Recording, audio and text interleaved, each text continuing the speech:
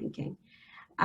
Quite quickly, you'll hear a number of names come up through the 4 sessions. So quickly want to introduce them to you. Of course, we have Shiv Talwar, who is the founder and doer and all things SHEN related, and is really the leader of our efforts here today. And you'll hear from Shiv as the sessions go on. We've also got Fred Lawlor, who is a very avid supporter of SHEN and is now out east in beautiful Nova Scotia. And so we miss him here in Ontario, but are so lucky to be able to connect with him online. We also have Christine Grauer, who is recovering from a bit of a dental procedure, but you'll hear from her in future sessions. And we have Robin Lebron-Anders, who is joining us from the United States and will be providing some reflections on presentations moving forward. Quite quickly, the agenda for today is as follows. After I conclude, we will start with a reading from Fred, and then we will move on to some of the presentations and reflections. At about 11, we're going to have a break. We're really trying a new model today because we are on Zoom, and so we want to make sure that people don't get, quote, Zoom fatigue, which is a very real issue that people are facing. And then at about 11:10, we will resume the presentations, and then at 12 o'clock, we will move on to facilitated discussion.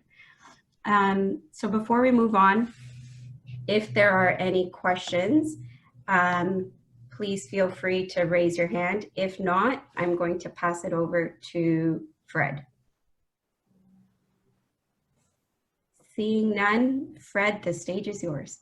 Thank you. Shiv, you're going to bring that up on a shared screen. And while Shiv is doing this, the reading that going to do today is from Richard Rohr, and from his interspiritual mysticism and meditative series. And the reading was entitled Solidarity Instead of Judgment. Before I started, in keeping with the SHEN, and specifically one of the skilled practitioners of deep breathing, Shiv Talwar, I thought we'd just take a moment, if we could, just to take some deep breaths. And if you could back that up, Shiv, right to the start, please. Can you, right there, perfect. But just if we take a moment, and I'm going to actually, when we do the reading, cancel my video and just read. And then after the reading, we will take another deep breath, 6 deep breaths, just take our time to reflect, and then I will introduce Shiv. So first of all, a very warm welcome to you. This is talking about solidarity instead of judgment. If you just take it, so let's just take a couple, say 6 deep breaths if we could. Just quiet, center yourself.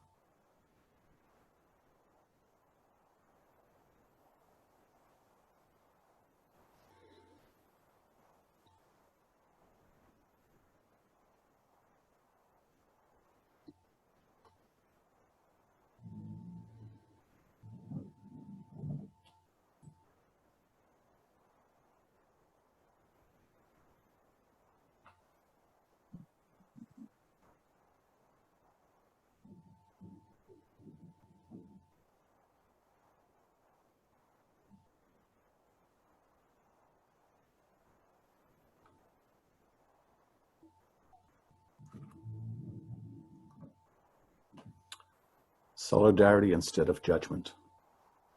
In our small, interwoven world, the great spiritual messengers of all sacred traditions are a universal human treasure, to be received and reverenced with respect due to an attained being, an exemplar of higher level of human consciousness. Cynthia Bourgeois. While many Christians are familiar and possibly even comfortable with the idea of interfaith dialogue, few have had exposure to the discipline of interspirituality. While the first tends to be respectful and exchange of ideas, the second is a shared journey with depths of the heart. Most Christians have been discouraged from exploring the teachings and practices of other religions. But I believe a loving and universal scope of Jesus Christ provides us with a model of how to recognize, celebrate truth on the many different paths. To Jesus Christ, God's broad, deep, all-inclusive worldview is made available to us. In fact, I'd go so far as to say that the point of Christian life is not to distinguish oneself from the other world religions, but to stand in radical solidarity with everyone and everything else. This is the full, final, and intended effect of the incarnation. In Christianity, symbolized by the cross, which is God's great act of solidarity instead of judgment. This is how an intimate Jesus, a good Jewish man who saw and called forth the divine in Gentiles, like the Syro-Phoenician woman, the Roman centurions who followed him, in the Jewish tax collectors who collaborated with the empire, in the zealots who opposed it, in the sinners of all stripes, in eunuchs, pagan astrologers, and all those outside the law. Jesus had no trouble whatsoever with utterance. If we are ready to reclaim the true meaning of Catholic, which is universal, we must concentrate on including. Jesus did not, instead of excluding, which he never did. The only thing Jesus excluded was exclusion itself.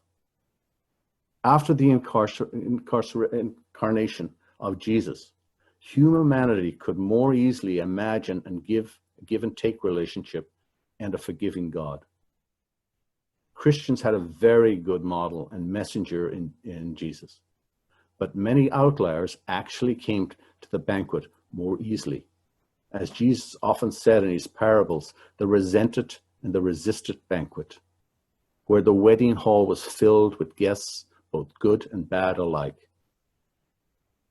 What are we to do with such divine irresponsibility, such endless largesse, such unwillingness on God's part to build walls and create unneeded boundaries?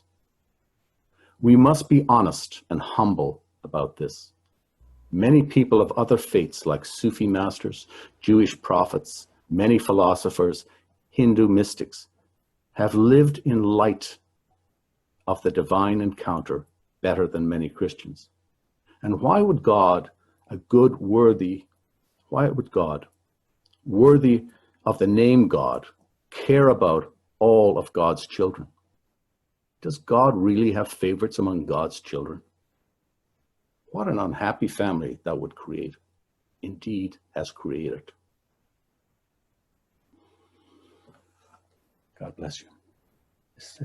Take 6 deep breaths.